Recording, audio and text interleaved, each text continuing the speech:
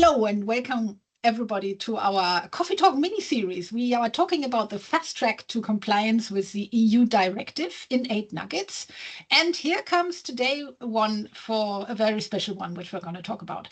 But first of all, my name is Henrike and I'm lucky to be here together with my friend Margrét Bjarnadóttir. Recording once again directly live from Planet Fair to make sure that we're getting all paid fairly very fast. So what are we going to talk about today, actually, Margrét? So the topic of today is internal pay transparency, employees' rights to information, what data you need, and smart answers. And I'm hoping you will provide the smart answers. But so there are 2 articles in the directive that focus on employees' rights to information. So Article 6 is focused on that the employees have the rights to the information about the criteria that is used to determine their pay, as well as their pay levels and pay progression. And then on top of that, the next article, Article 7, actually gives employees the rights to know about the average pay of men and women within their category of workers. So category of workers are employees doing the same work or work of equal value. So it's clear that there will be greater internal transparency to give employees all of this information. So my first question to you is, what are companies doing? Can you give us some examples of how companies are preparing? Yeah, cool. Cool one also because with this beautiful named Entgelttransparenzgesetz, so that German legislation that came quite a couple of years ago, already something like that similar was included. So we had a lot of experience with that. And I think maybe some companies, especially the German ones, are a bit upfront, hopefully, at least on this point.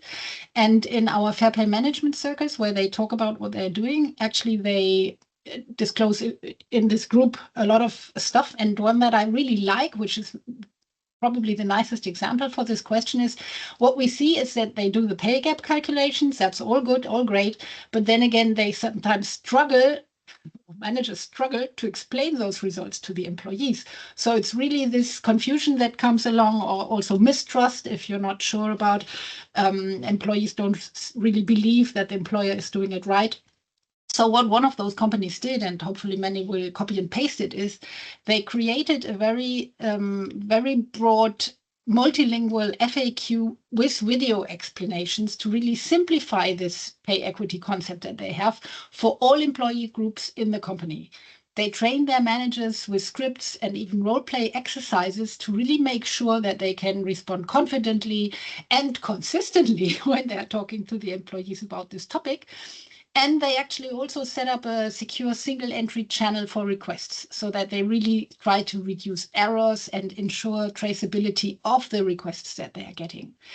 Balancing with that transparency with privacy and defining even level of details that you can share depending on different local laws. So in one country, maybe you do it a bit different to another, depending what you can or can't disclose. And then last but not least, they monitored KPIs like response times and employee satisfaction to really measure if this is working, if it's improving. So it's sort of one of my really favorite examples, because you can see there that employees really feel informed and respected. So that's what they sort of found out due to the responses that they got and the questionnaires that they did. And also the managers sort of gain confidence of not only knowing what they're doing and all this pay equity analysis, but they sort of can communicate it in a correct way. And this really, my favorite example. I really like the idea of actually keeping KPIs on the implementation. I think that's so the time to answers and how satisfied employees are with the answers. I think that's maybe a nugget worth listening to this episode for, because I think that's very, very useful, because then you know if you need to improve or not, or things are in good shape. But so this was very high level, train your managers, have everything ready. But how do you make sure that you provide meaningful of course, compliant answers. So what are some of the best practices in providing good answers that will, our employees will be happy with? Well, I'll take my last first. I think the most important thing before you start looking at the details that you have to check is that you are actually comfortable with your pay structure and the way that you're paying your employees, that you know why you're paying them what you're paying them, so that you know if they are getting paid for experience, yes or no, things like that. And that you are very sure about what are these pieces, how do they fit to your culture, and how could you explain them if I would stand in front of you and say, hey, I want to work at your company. Just please tell me, what am I going to get and why am I going to get it and what am I going to get it for? So if you're prepared for this and you know this, the rest sort of falls a bit easier into place. And then, of course, you have to think about, okay, if it's about the employee's requests, what do you expect? What kind of volume do you expect so that you don't over-prepare or under-prepare?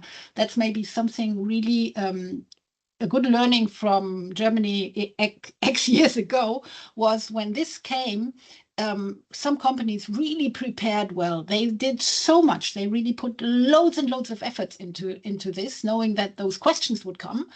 And they were completely wrong on what then happened and sort of prepared a hell of a lot of stuff. And then they had 5 requests, big companies of over 20 or 30,000 employees.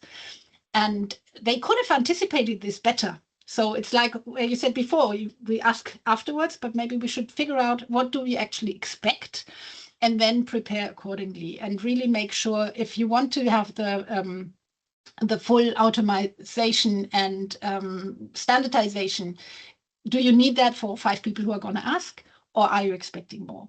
And then who is actually doing it? I think one thing that is also very important is define who is responsible, which department. Is there HR, IT, legal? Who is actually involved, or maybe cross-functional committee of all of those groups to make sure, like you asked, get meaningful answers, have the right stuff inside the answer.